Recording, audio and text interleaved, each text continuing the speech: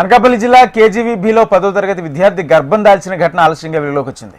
ఈ విషయం తెలుసుకున్న స్కూల్ సిబ్బంది బాలికను గుట్టుచప్పుడు కాకుండా కుటుంబ సభ్యులకు అప్పగించారు.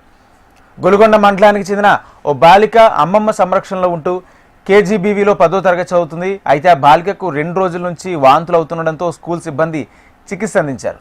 అయినా వాంతులు తగ్గకపోవడంతో పరీక్ష చేయగా బాలిక గర్భవతి అని తేలింది. దాంతో బాలికను తన అమ్మమ్మకు అప్పగించారు. గత కొన్ని రోజులుగా గొలుగొండ కేజీవీబీలో పరిస్థితులు అస్తవ్యస్తంగా ఉన్నాయి. 2 రోజుల క్రితం స్కూల్లో తీవ్రంగా జాప్యం జరిగింది. బాలికలు అన్నం తినేసరికి రాత్రి 11 గంటలు దాటింది. అలాగే 2 రోజుల క్రితం పిల్లలను కలిసేందుకు తల్లిదండ్రులు ఇక్కడికి రాగా ప్రిన్సిపల్ సుధా నిరాకరించారు. దీంతో వారు గేటు దగ్గర ఆందోళన చేశారు. తాజాగా ఒక విద్యార్థిని గర్భం దాల్చిన విషయం బయటకు రావడంతో ప్రిన్సిపల్ సుధా తన ఉద్యోగానికి రాజీనామా చేస్తారని డ్రామాలు ఆడుతున్నట్లు ప్రచారం జరుగుతుంది.